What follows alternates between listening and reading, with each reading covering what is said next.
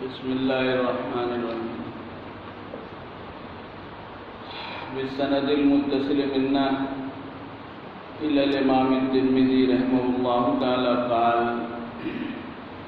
باب ما جاء أن الماء لا ينجسه شيء. آخری سبق میں اس پر کچھ بات ہو گئی تھی.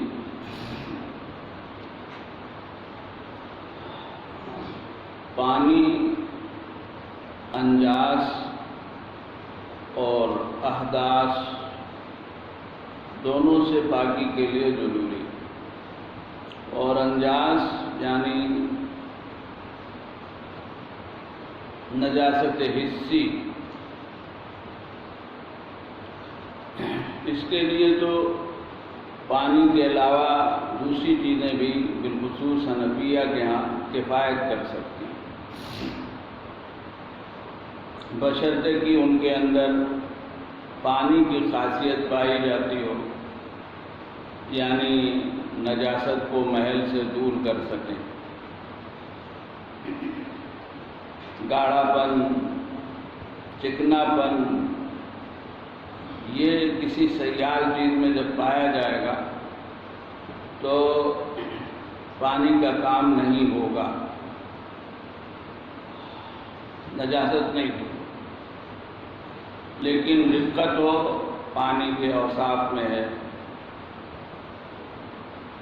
جس سے نجاست اپنے محل سے دور ہو جائے تو وہ پانی ہی ہو جس کو ہم کہتے ہیں، یا مثلاً درختوں سے حاصل کیا ہوا پانی ہو، اس انداز کی دوسری چیزیں. حتیٰ کہ حنفیہ کے ہاں تھوک سے گنجائش ہے، اور بعض روایات ان کی دلیل میں بھی.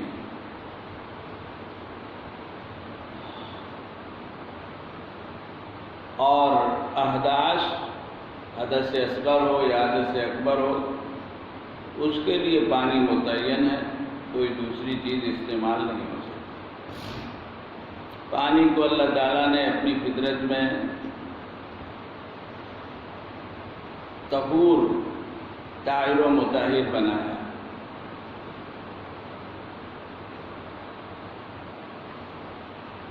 فطرتاً، قدرتاً، جو کچھ بھی کہہ لیجیے،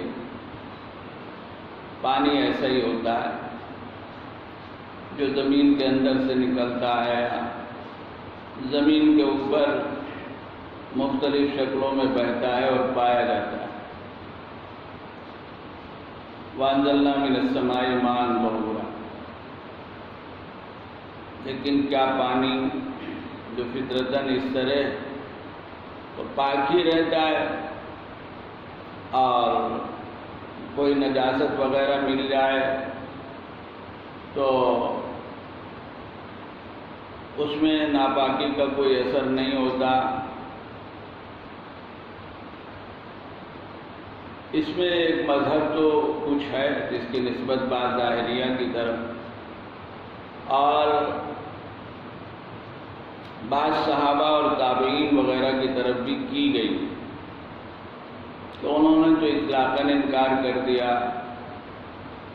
پانی کی ناپاکی سے، الا یہ کہ پانی ہی نہ رہے تو بات دوسری چیز نجاست کے ملنے سے ایسا ہو جائے کہ اب اس کو پانی نہ کہا جائے. جیسے پانی میں ہم شکر ملا دیتے ہیں تو اب اس کو شربت کہتے ہیں، یا اس طرح کوئی اور نام ہو جاتا ہے. ایسی صورت ہو تو بات دوسری، ورنہ ناپاک نہیں ہوگا. حضرت عائشہ کی طرف نسبت ہے، بعض تابعین حسن بصری وغیرہ ان لوگوں کی طرف نسبت ہے، لیکن نسبت میں اور دلیل کسی اعتبار سے اس کا ثبوت قابل قبول نہیں ہے. عام رجحان یہی رہا ہے کہ پانی اگرچہ اپنی فطرت میں پاک ہو، لیکن جب کوئی ناپاک چیز اس میں ملے اور وہ پانی کے اثر کو قبول کر لے تو پھر پانی اس کے اثر کو قبول کر لے تو پانی ناپاک ہو جاتا ہے. یہ ایک اتفاقی چیز ہے، تفصیلات میں اختلاف ہے، قلت کثرت کا فرق ہوتا ہے اور چیزوں کا ہوتا ہے۔ فی الجملہ اس پر اتفاق ہے کہ مائع جاری اور مائع کثیر یہ ناپاک نہیں ہوگا جب تک کہ پانی میں نجاست کا اثر نہ دکھائی دے۔ اگر پانی میں نجاست کا اثر دکھائی دے تو پھر پانی کو ناپاک مانا جائے، ورنہ جاری پانی بہتا ہوا چھوٹی سی نالی میں بھی اگر بہہ رہا ہو، پتلی سی اتنی بھی ہے مثلا ایک بالش یا اس طرح، تو وہ بھی پاک ہے، ناپاک نہیں ہوگا جب تک کہ اس کے اندر گری ہوئی نجاست پانی میں نہ دکھائی دے۔ ایسے ہی مقدار زیادہ ہے، بڑا حوض ہے، تالاب ہے، اس کا بھی حکم ہے، اور اس کی وجہ عقل بھی ہے نقل بھی ہے، یعنی عقل بھی اس چیز کو قبول کرتی ہے، اور شریعت کے باب میں تو نقل کی بڑی اہمیت ہوتی ہے۔ جانچ روایت ہے جس کو امام طحاوی وغیرہ نے ذکر کیا ہے، اور ابن ماجہ وغیرہ ان کتابوں میں بھی آئی ہے، اگرچہ کچھ کلام بھی ہے، گفتگو بھی ہے حضرت ابو امامہ وغیرہ سے، جس میں کچھ اس قسم کا مضمون آیا ہے کہ الماء طہور لا ينجسه شيء الا ما غیر لونه او طعمه او ریحه یا الا اذا تغیر لونه او طعمه او ریحه۔ تین چیزیں ہے جو دیکھی جاتی ہیں، طعم، لون، بو، ریح، ان تینوں میں سے کوئی متغیر ہو جائے نجاست کا اثر قبول کرے، یا ایک سے زیادہ، تو اب ایک ہی میں پانی جو ہے ناپاک ہو جائے۔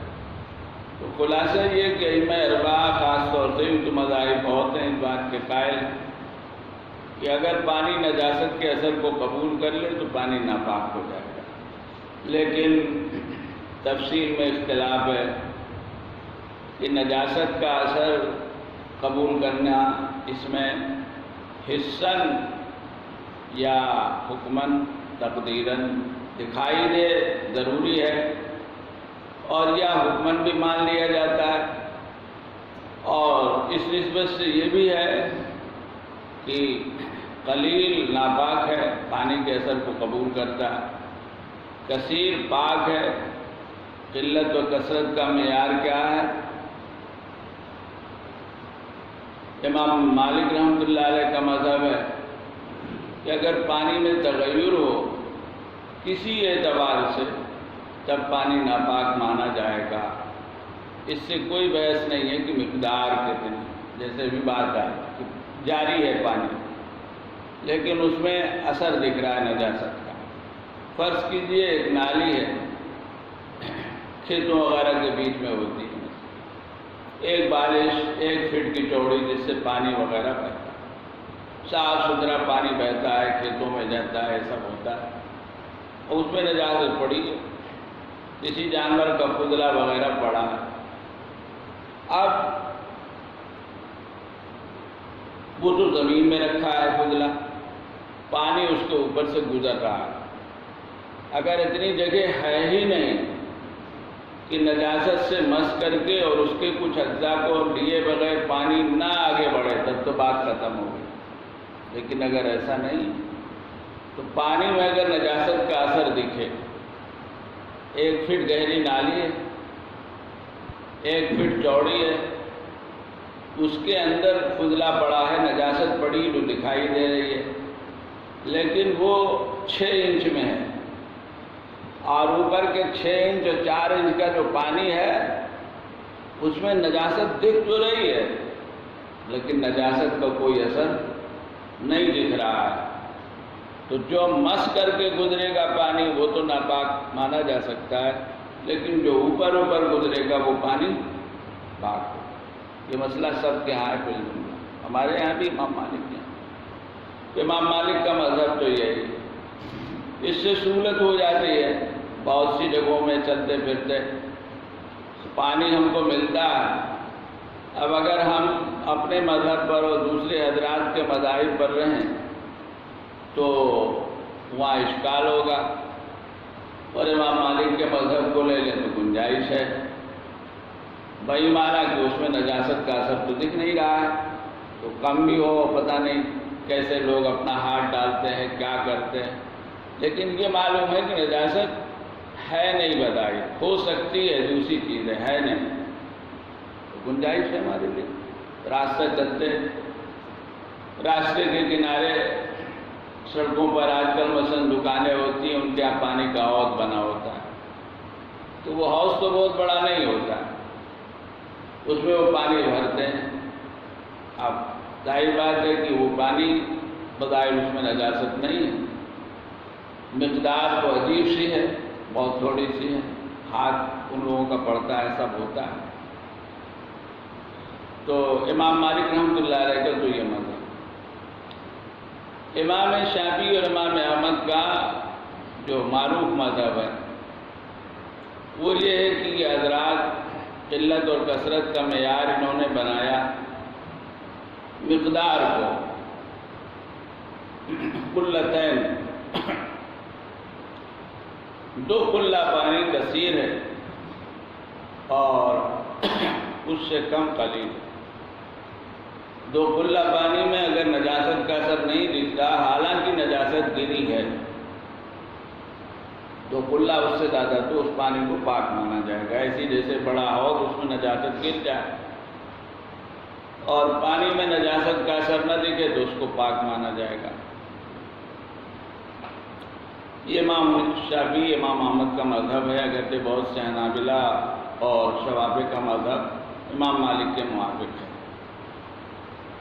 امام مالک رحمۃ اللہ علیہ نے اس باب میں جو روایت ہے اس کو دلیل بنایا ہے کہ الماء طہور لا ينجسہ شیء، اور تغیر کی صورت میں ناپاکی کا اعتبار کیا ہے انہوں نے عقلاً بھی اور روایت ہے کسی نہ کسی درجے میں۔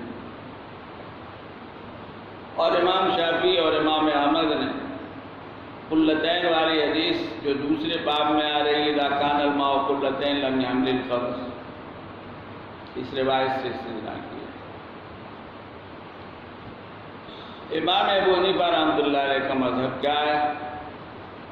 تو اس میں بات کچھ اس طرح کی آتی ہے کہ حنفیہ کے تو کئی مذاہب ہیں، بہت سے اقوال ہیں، 10 12 15 ہماری کتابوں میں لکھے ہوئے ہیں، جن کو دوسرے لوگوں نے نقل بھی کیا۔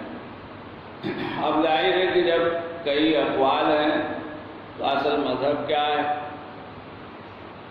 اس کو طے کرنا بھی مشکل ہے۔ اس میں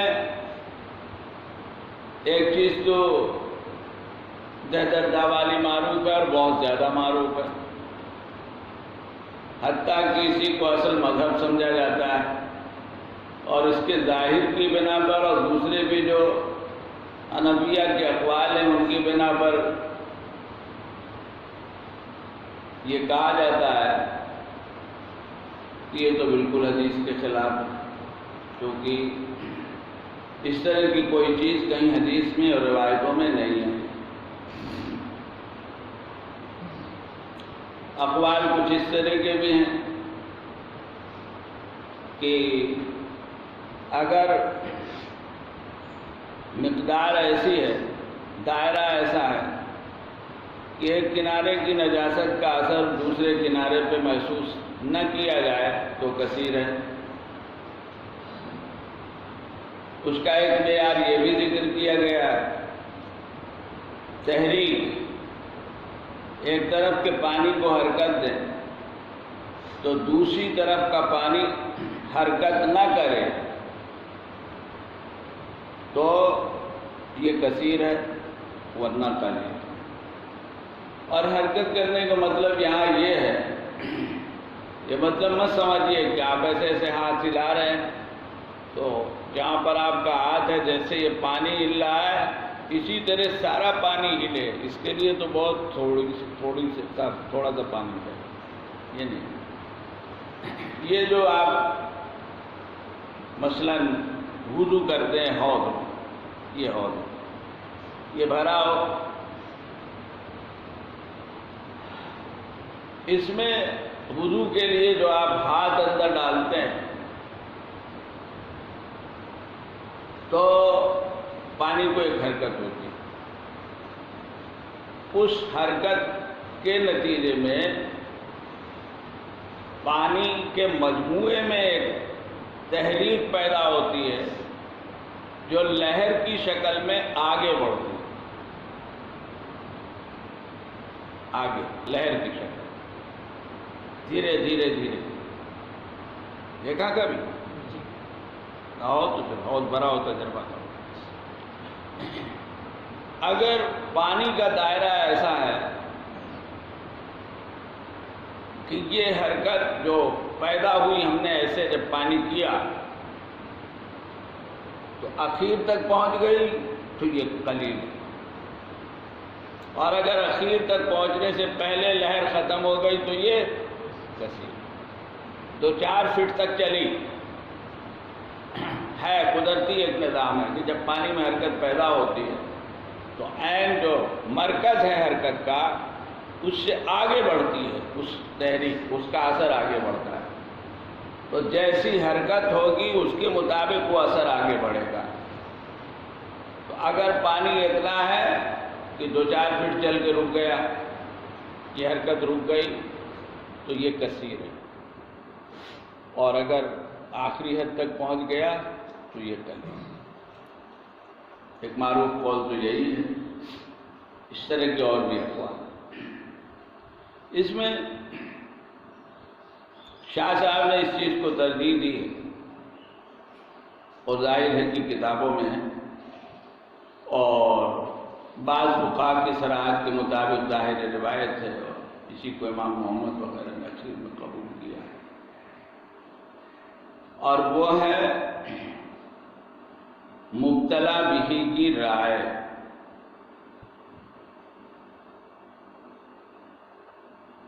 دیکھنے والا جو صاحب بصیرت ہو، ہر کس و ناکس نہیں، وہ موقع محل کے اعتبار سے جس پانی کو کثیر سمجھے اور کہے وہ کثیر ہے ورنہ قلیل ہے، یہ اصل مذہب۔ اب یہ ہو یا دوسرا کوئی قول ہو، کہاں سے لیا؟ امام مالک کی موافقت ایک حدیث کی ہے گزا والی، امام شافعی وغیرہ قلتین کے موافق مذہب رکھتے ہیں، یہ کہاں آیا، کس روایت میں آیا؟ تو یہ مسئلہ ان مسائل میں سے ہے کہ جہاں ایک اعتراض ہوتا ہے۔ شاہ صاحب نے وضاحت کی ہے، اصول بیان کیے ہیں، بیان کیے جاتے ہیں کہ ائمہ کے رجحانات ان کے اجتہاد میں مختلف ہوتے ہیں، خاص طور سے اختلافی مسائل میں اور دلائل کے اختلاف کی صورت۔ امام مالک رحمۃ اللہ علیہ، ان کی اصل ہے کہ وہ عمل اہل مدینہ کو ترجیح دیتے ہیں اکثر و بیشتر۔ یہ اصول اکثر ہی ہیں، بات یاد رکھنی چاہیے، کلی نہیں۔ یہ ایک قاعدہ ہے، یہ بھی ایک قاعدہ ہے کہ کوئی قاعدہ، یہ بھی ایک قاعدہ ہے کہ کوئی قاعدہ کلی نہیں ہوتا، صرف عقلی قواعد کلی ہوتے ہیں، منطقی قواعد کلی ہوتے ہیں، بقیہ فنی قواعد جتنے ہیں یہ اکثر ہی ہوتے ہیں، اغلبی ہوتے ہیں، کلی نہیں ہوتے۔ نہ نحو کا کوئی قاعدہ، آپ نے نحو میں شاذ پڑھا، قاعدے کے خلاف کوئی چیز پڑھی تو کیا پڑھا؟ اگر پڑھا کیا کہتے ہیں نحوی؟ یہ شاذ ہے، یہ رفع کی جگہ کچھ اور کیسے ہو گیا، یہ نصب کی جگہ رفع کیسے ہو گیا؟ تو کہیں آپ نے پڑھا ضرورت شعری، کہیں پڑھا کہ شاذ لیکن ہے، غلط نہیں کہہ سکتے۔ اس طرح کی چیزیں بعض مرتبہ روایات میں آئی ہیں، لوگوں نے بیعت چھیڑ دی ہے، تمام باتیں کہی ہیں، لیکن بات وہاں تو اس پہ ختم ہو جاتی ہے کہ بھائی کتاب و سنت سے تو یہ قواعد نکلے، تو اگر کتاب و سنت میں ہم کو ہمارے بنائے ہوئے قواعد کے خلاف کوئی چیز دکھے گی تو ہم نص کو تابع نہیں بنائیں گے، اپنے قاعدے کو دیکھیں گے اور سوچیں گے۔ یہاں پر کوئی کمی رہ گئی تو نحو، صرف، فقہ، اس طرح کے جو علوم ہیں، ان کے جو قواعد ہیں، یہ قواعد اکثری اور اغلبی ہوتے ہیں۔ اکثر یعنی 100% قواعد کلی نہیں ہوتے، لیکن اس کا یہ مطلب بھی نہیں ہے کہ کوئی قاعدہ کلی نہیں ہوتا ہے، لیکن کچھ قاعدے اکثر ہی ہوتے ہیں۔ مثال کے طور پر فاعل تو مرفوع ہی ہوتا ہے، مفعول بھی منصوب ہوتا ہے، اس کے خلاف نہیں ہو سکتا۔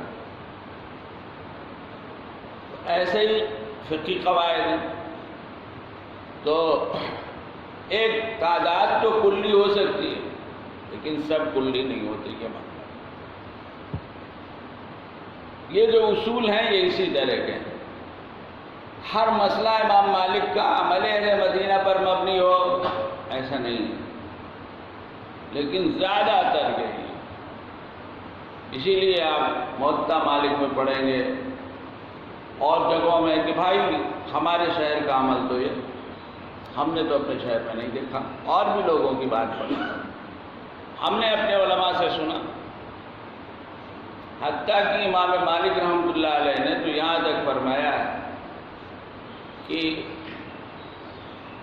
مدینے کے علماء کے درمیان اگر کوئی حدیث روایت میں، عمل میں رائج ہے، مقبول ہے، تو سند کی ضرورت نہیں ہے۔ شہرت الحدیث بالمدینہ تغنی عن الاسناد۔ سند کی بحث کرو بغداد میں، کوفے میں، بصرے میں، مدینے میں مت کرو، مدینہ تو مرکز تھا۔ یہاں کے لوگ اگر کسی روایت پر اعتماد کر رہے ہیں تو بے اصل نہیں ہو سکتی۔ تو بہت سے مسائل ہیں، لیکن کہیں کہیں آپ اس کے خلاف بھی دیکھ لیں، وہی اسی کے تحت مجتہد فکر کرتا ہے، پھر جیسا اس کا انشراح ہوتا ہے اس کے مطابق فیصلہ کرتا ہے۔ تو کبھی اپنے معروف ضوابط کے خلاف بھی کوئی فیصلہ کر سکتا ہے، اس کی دلیل ہوتی ہے اس کے پاس، بغیر دلیل کے نہیں کرتا۔ امام شافعی رحمۃ اللہ علیہ روایات کی نسبت سے عموماً اصح ما فی الباب کو لیتے ہیں۔ اصح ما فی الباب، ایک سے زائد روایتیں ہیں تو صحیح ترین روایت، عام طور سے، اغلبی طور، کہیں دوسری چیز بھی ہو سکتی ہے، اس کے بھی دلائل ہوتے ہیں، وجوہات ہوتی ہیں۔ امام احمد ابن حنبل ہر قابل لحاظ یا قابل قبول کسی درجے میں صحیح روایت کو قبول کرتے ہیں اور اس پر عمل کرتے ہیں،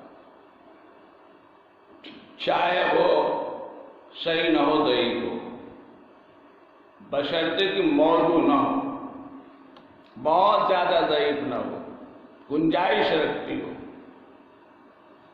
اسی لیے امام احمد ابن حنبل کے ہاں کسی مسئلے میں اگر ایک سے زائد روایات ہیں تو اقوال میں بہت ہیں دوسروں کی نسبت سے، جتنے اقوال ایک مسئلے میں ان کے ہیں دوسرے ائمہ کے نہیں ہیں، جو روایات ہیں ان کے موافق ہے۔ حتیٰ کی بات آتی ہے کہ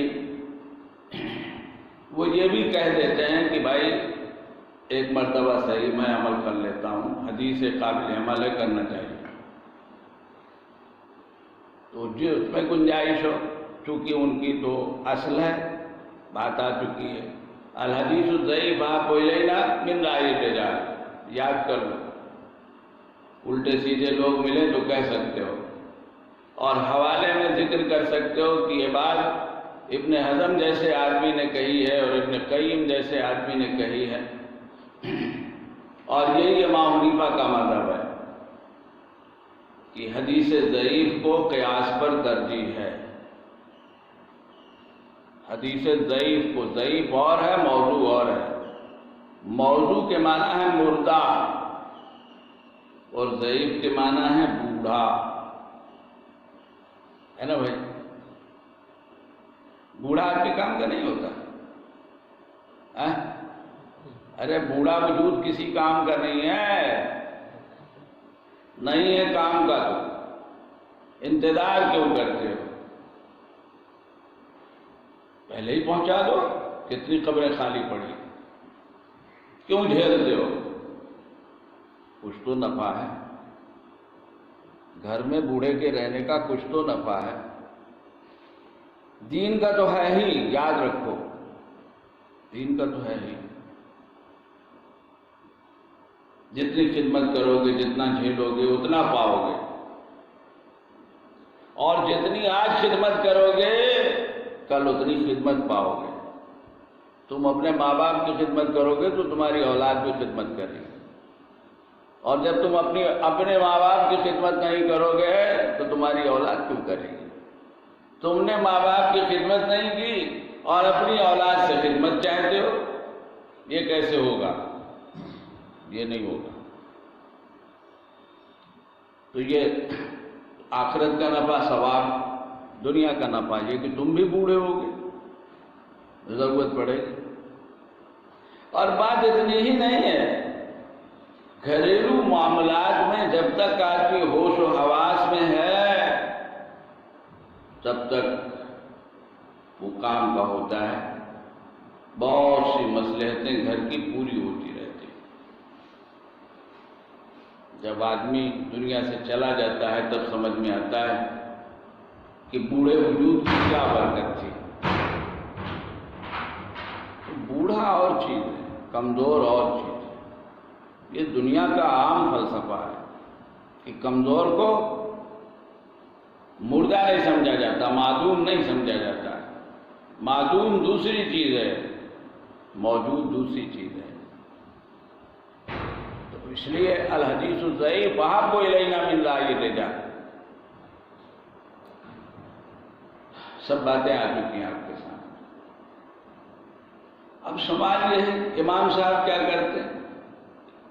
بات ہے کہ امام صاحب کی بھی اصل بنیادی طور پر وہی ہے جو دوسرے حضرات کی ہے۔ قرآن میں دیکھتے ہیں، حدیث میں دیکھتے ہیں، سب سے پہلے قرآن دیکھتے ہیں، پھر حدیث دیکھتے ہیں، آثار صحابہ دیکھتے ہیں، پھر قیاس کی طرف آتے ہیں۔ مسئلہ اہم وہاں ہوتا ہے جہاں ایک سے زائد روایات، جیسے یہ مسئلہ ہے، تو اب وہاں کیا کریں گے؟ وہاں کیا کریں گے؟ تو وہاں ترجیح اپنائی جاتی ہے۔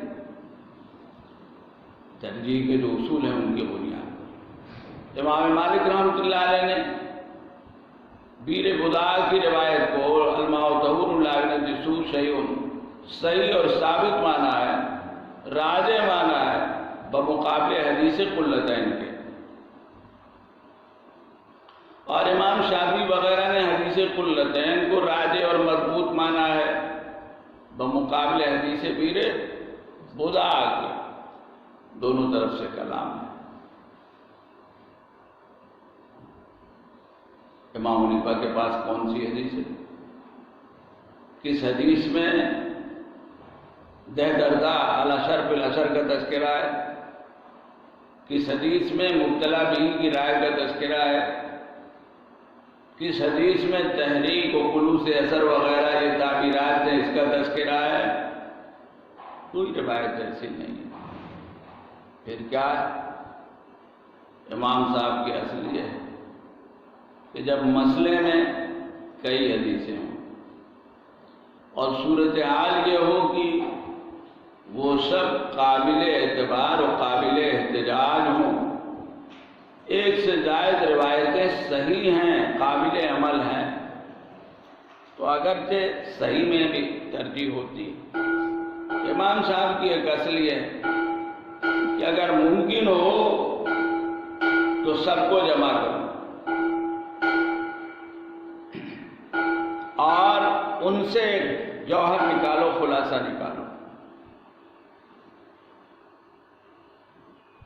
اس پر عمل کرو، اور اس طرح سب حدیثوں کو یا زیادہ سے زیادہ حدیثوں کو جمع کرنے کی کوشش کرو، نہ یہ کہ بعض پر عمل ہو بعض چھوٹ جائیں۔ بیر بضاع کی حدیث پر عمل کرنے میں قلتین کی حدیث چھوٹ رہی ہے، قلتین کی حدیث پر عمل کرنے میں بیر بضاع کی حدیث چھوٹ رہی ہے۔ بات اتنی ہی نہیں، اور بھی روایات ہیں، مثلا یہ جو روایت ہے لا یبولن احدکم فی الماء الدائم، یہ حدیث ان دونوں سے کہیں زیادہ صحیح ہے۔ اس کے آگے باب میں سمندر سے متعلق سوال ہے هو الطہور ماؤہ والحل میتتہ، یہ روایت بھی ان دونوں سے زیادہ صحیح ہے۔ آگے چل کر روایت آ رہی ہے اذا بلغ الکلب فی اناء احدکم، وہ صحیح ہے، اس سے زیادہ صحیح ہے، ان دونوں سے زیادہ صحیح ہے۔ اسی طرح اور بھی روایات جو صحیح کیا ہیں، صحیح ترین ہیں، صحیح ترین۔ پیچھے روایت گزری لا اذا استيقظ احدكم من منامه فلا يغمسن يده في الماء، یہ سب روایتیں قلتین والی اور بیر بضاع والی روایتوں سے زیادہ مضبوط ہیں، ان دونوں پر تو بڑا کلام ہے۔ حتیٰ کہ امام شافعی امام احمد کا مذہب قلتین کا ہے، لیکن ابن تیمیہ ابن قیم وغیرہ نے بڑا کلام کیا ہے، حنابلہ میں اور بھی کئی لوگوں نے کلام کیا ہے، بادشاہ نے کیا ہے، دوسرے لوگوں نے کیا ہے، راوی کو لے کر کچھ اور چیزوں کو لے کر بات اس دن آئی تھی، یہ راوی کون ہیں، ان کی کیا حیثیت ہے۔ اور حدیث قلتین میں تو یہ بھی مسئلہ ہے کہ صرف قلتین ہے کہ اور کچھ ہے، اس لیے کہ بعض روایتوں میں 40 قلے کا تذکرہ ہے، 40 قلے کا تذکرہ ہے۔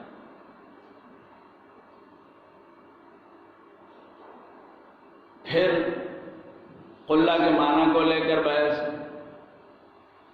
کیونکہ قلہ کا لفظ مشترک ہے، قلہ کا لفظ مٹکے کے معنی میں بھی آتا ہے، بڑا گھڑا،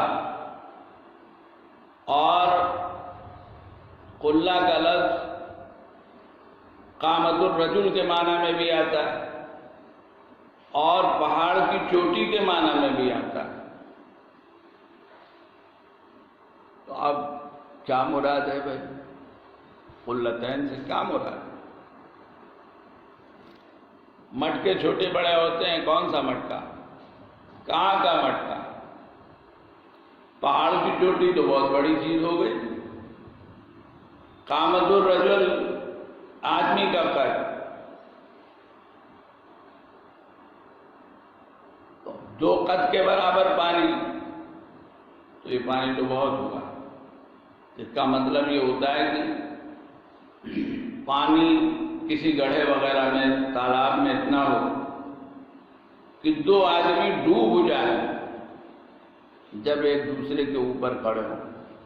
پرانے زمانے میں دیہاتوں میں تالاب کے پانی اور گہرائی کو لوگ بیان کرتے تھے تو کہتے تھے کہ ایک آدمی کا بڑھاؤ ہے، ایک ہاتھی کا بڑھاؤ ہے، 2 ہاتھی کا بڑھاؤ ہے۔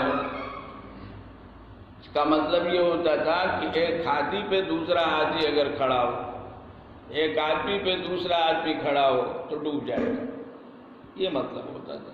یہ سب بحثیں بھی ہیں۔ امام صاحب نے ان سب روایتوں کو دیکھ کر کہ یہ بھی صحیح، یہ بھی صحیح، یہ بھی صحیح، اور پھر یہ کہ پانی جاری پھر غیر جاری پھر غیر جاری، تو کثیر و قلیل، برتن کا، حوض کا، تالاب کا، یہ بھی شکلیں، یہ بھی شکلیں، ان سب چیزوں کو سامنے رکھ کر انہوں نے اپنی ایک رائے قائم کی۔ اگرچہ اس رائے کے بیان کرنے میں ہمارے فقہاء کا اتفاق نہیں ہے، بلکہ خود گویا ان حضرات کا ائمہ کا اختلاف ذکر کیا جاتا ہے اور ترجیح میں بھی اختلاف ہے، لیکن الاشر فی الاشر ہو یا مبتلا بھی کی رائے وہ ایک حاصل نکلتا ہے۔ یہ دردرتا والا جو قول ہے یہ کوئی مستقل مذہب نہیں ہے،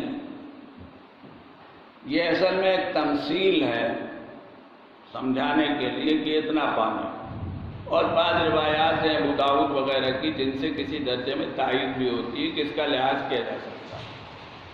اتنا بڑا مجموعہ ہو تو عام حالات میں جب تک پانی کا اثر نجاست کا نہ دکھے ہم اس کو ناپاک نہیں کہیں۔ 10 ہاتھ چوڑا 10 ہاتھ لمبا حوض ہو، چوکور، 1 ہاتھ 1.5 فٹ کا مانا جاتا ہے، 10 ہاتھ کا مطلب ہوتا ہے 15 فٹ۔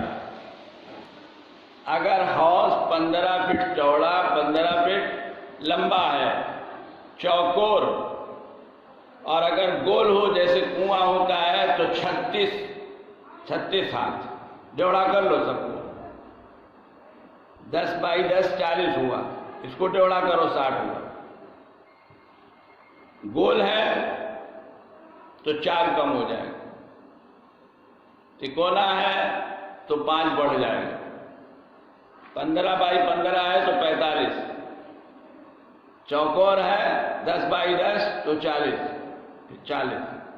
گول ہے تو 36 یعنی ذراع، پھر اس کو دگنا کرو تو یہ فٹ میں منتقل ہو جائے گا۔ 15 بائی 15 حوض اگر ہے تو یہ بڑا حوض ہے، مسجد کا حوض زیادہ ہے، 15 بائی 15 نہیں، 20 بائی 20 سے اس طرح ہے تقریباً جو مسجد میں بنا ہوا۔ تو یہ تقریب ہے، سمجھایا ہے امام محمد وغیرہ نے، کسی نے پوچھا تو انہوں نے کہا کہ بھائی یوں سمجھو ہماری مسجد جتنی بڑی ہے، اب اس کو ناپا، کسی نے اندر سے ناپا تو کچھ کم ہو گیا، کسی نے باہر سے ناپا تو بڑھ گیا، جہاں سے آیا ہے اور سہولت کے تحت آیا۔ اصل جو مذہب ہے شاہ صاحب وغیرہ اور دیگر ہمارے پہلے کے فقہاء حنفیہ کے کہنے کے مطابق مبتلا بھی کی رائے، اس میں دقت ہے۔ ایسے کئی مواقع میں شریعت نے کوئی ایک معیار دے دیا سہولت کے لیے، چونکہ کسی مسئلے میں جب رائے پر فیصلہ ہو تو رائے والے کو صاحب بصیرت ہونا چاہیے، اور ہر جگہ اور ہر کس و ناکس صاحب بصیرت نہیں ہوتا ہے،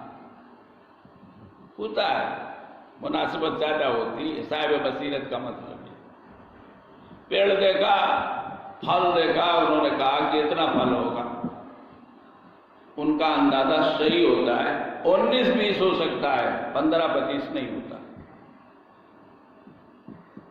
15-25 نہیں ہوتا۔ عمارت کتنی اونچی ہوگی انہوں نے دیکھا، بتا دیا۔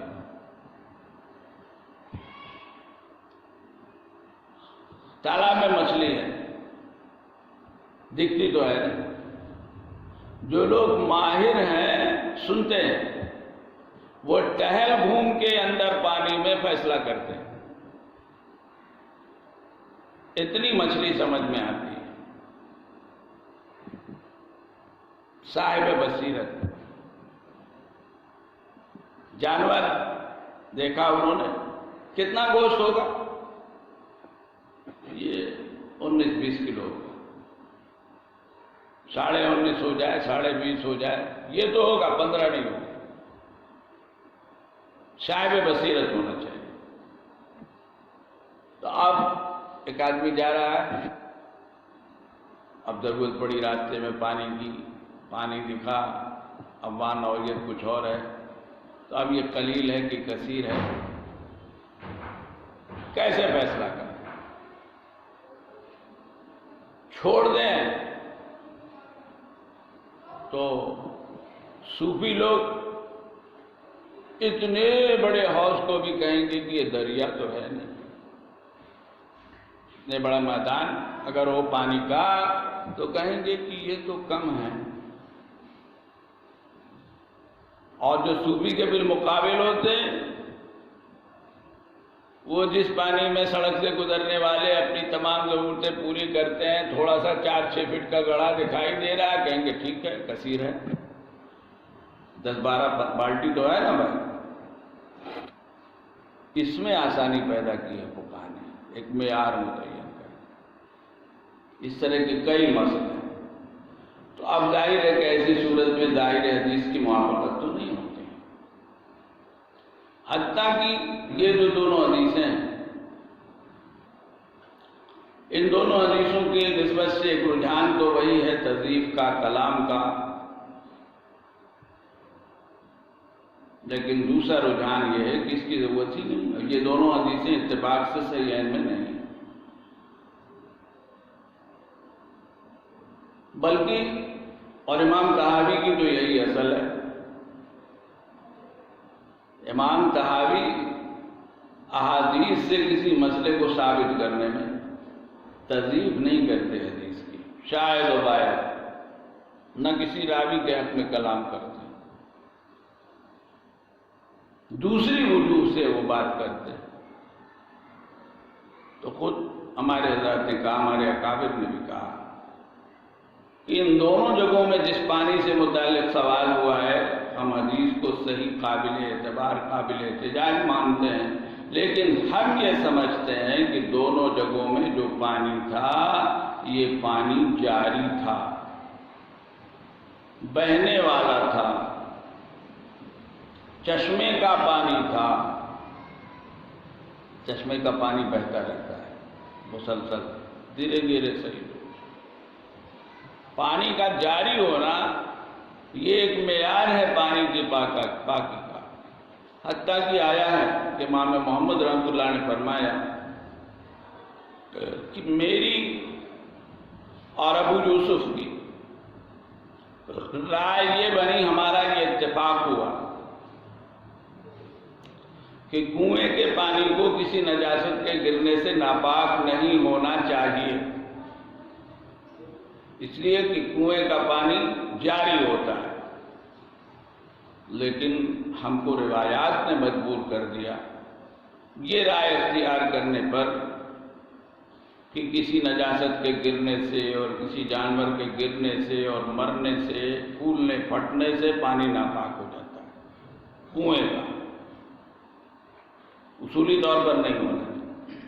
مائع جاری جب تک نجاست کو قبول نہ کرے ناپاک نہیں ہوتا، کنویں کا پانی جاری ہوتا ہے، کیونکہ کوئی کنواں ایسا نہیں ہوتا، ہوتے ہیں ایسے کنویں بعض پہاڑی علاقوں میں جہاں پانی کم ہے، تو وہاں تو ایسے کنویں ہوتے ہیں جو حوض کی طرح ہوتے ہیں کہ بارش کا پانی جمع ہو جاتا ہے چاروں طرف سے بہہ کر، پہاڑوں سے، اس سے اس سے، وہ برساتی حوض ہیں، برساتی کنویں ہیں، بس نیچے سے پانی نہیں آتا۔ کنواں ہم جس چیز کو کہتے ہیں اس کی خاصیت یہ ہے کہ اس میں نیچے سے پانی آتا ہے، زمین اتنی کھودی جاتی ہے کہ اس سطح پر پہنچ جائیں جس سطح سے پانی ابلنے لگے، لیکن وہ تھوڑا سا ابلتا ہے، زیادہ نہیں۔ ظاہر بات ہے کہ وہ فن والے اس کو جانتے ہیں، تو اس کا نتیجہ یہ ہوتا ہے کہ منہ تک پانی نہیں ہوتا کنویں میں عام طور سے، اور آپ دیکھتے ہیں کہ پانی نکالا جاتا ہے تو کم ہو جاتا ہے، شام تک کم ہوا، صبح کو پھر ہو گیا، نیچے سے ابلتا رہتا ہے۔ اوپر کے پانی کا دباؤ اس چشمے کو دبا کے رکھتا ہے، اور وہ چشمہ بھی بڑا نہیں ہوتا زیادہ طاقتور، تو تھوڑا تھوڑا پانی جمع ہوتا ہے، تو یہ تو مائع جاری ہے، کنواں نام اسی کا ہے۔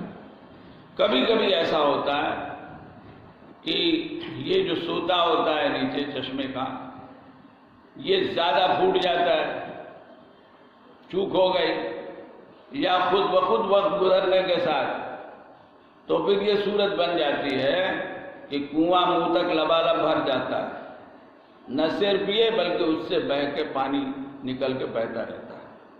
بعض مرتبہ اتنا بہتا ہے کہ ندی بن جاتی ہے۔ یہ جو ندیاں ہیں ان کے مختلف اسباب ہیں۔ کہاں سے آتا ہے پانی؟ کہاں سے آتا ہے پانی؟ تو بہت سی ندیاں ہیں جو کنووں سے نکلی، اصل کنواں ہے، تالاب ہے، اس سے ندی نکل رہی، تالاب میں چشمہ ہے، وہ ابل رہا ہے، دکھ نہیں رہا ہے ہم کو، پہاڑوں سے پانی بہہ کے آ رہا ہے، ندی کی شکل اپنا لے رہا ہے، برف پگھل رہی ہے، ندی کی شکل بن جا رہی ہے، دسیوں شکلیں ہیں ندی کی۔ ایسا بھی ہوتا ہے، پانی ابلتا ہے کنویں سے۔ ہم نے دیوبند میں دیکھا ہے، دیوبند سے کچھ فاصلے پر ایک جگہ گئے، وہاں کنواں تھا، چند فٹ گہرائی ہوگی، لیکن اس کا پانی اوپر تک آگے بہ رہا ہے۔ یہی شکل تھی کسی نہ کسی درجے میں، کم سے کم ایک رائے کے مطابق بیر بضاع کی۔ خود امام شافعی وغیرہ کی جو تفصیلات ہیں، کچھ ابو داؤد وغیرہ میں روایات ہیں، ان کے مطابق بھی بات یہی ہے کہ بیر بضاع کی نوعیت یہ تھی کہ وہ مائع جاری تھا، وہ عام کنووں کی طرح نہیں تھا کہ جس میں نیچے تہ میں کچھ پانی ہوتا ہے اور گھٹتا بڑھتا رہتا ہے، نہیں، منہ تک آگے بہتا رہتا تھا۔ ایک قول تو یہ ہے کہ پانی مستقل نکالا جاتا تھا، جریان کی یہ شکل تھی، لیکن دوسرا قول یہ ہے کہ نہیں، خود ہی بہتا تھا اور پھر کھیتوں میں اور باغات میں سینچائی کے لیے جاتا تھا۔ تو پانی جاری ہوا۔ حضرت گنگوئی وغیرہ، شاہ صاحب، ہمارے اکابر میں ان حضرات نے یہی کہا ہے، دونوں حدیثوں میں، کہ حضور صلی اللہ علیہ وسلم نے جو فرمایا تو مطلق پانی کے لیے نہیں فرمایا، اس قسم کا پانی، یہ پانی یہ پاک ہے، یہ ناپاک نہیں ہوگا۔ کیوں؟ یہ جاری ہے، یہ پھیلا ہوا پانی۔ سفر میں جا رہے ہیں، ایک جگہ دیکھ رہے ہیں پانی کافی دور تک پھیلا ہوا ہے، اور یہ پھیلا ہوا پانی بارش برسات کا جمع ہوا نہیں ہے، بلکہ یہ چشمے کا پانی ہے جو بجائے حوض و تالاب کی شکل میں بہنے کے پھیل رہا ہے۔ تو کہا گیا کہ یہ پانی اس کو کوئی حرج نہیں، جانور آئیں جائیں پئیں کچھ بھی کریں تو یہ پاک ہے، جمع کرو گے تو یہ قلہ ہو جائے گا۔ بلکہ آتا ہے کہ گنگوئی رحمۃ اللہ علیہ نے تو عملاً کچھ تجربہ کر کے اپنے تلامذہ کو بتایا کہ دیکھو یہ پانی ہے، اس میں نجاست کا اثر آ گیا، یہ پانی ہے، اس میں نہیں ہے۔ تو خلاصہ یہ ہے کہ یہ دونوں حدیثیں علی تقدیر الاعتبار، امام ترمذی نے پہلی کو بھی حسن کہا اور امام ترمذی رحمۃ اللہ علیہ نے دوسری کے متعلق تو کوئی بات نہیں کہی ہے، لیکن بہرحال ہے، یہ دونوں پانی جاری ہیں۔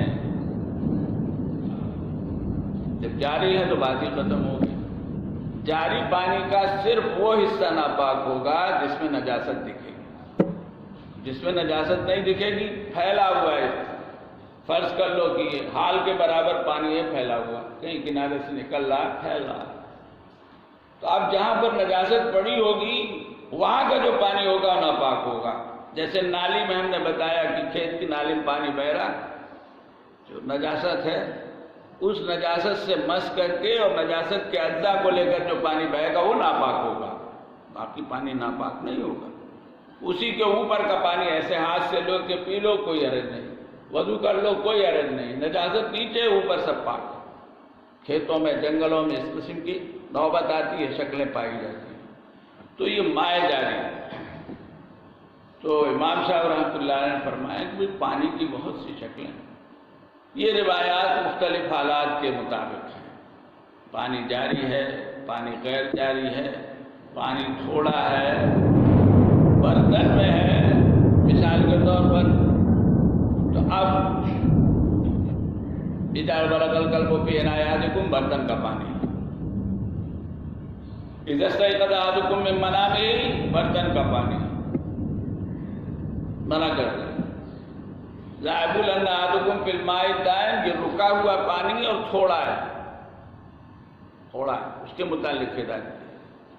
تو یہ الگ الگ شکلیں ہیں پانی کی جن کے متعلق ہم کو ہدایت دی گئی ہے مختلف قسم کی.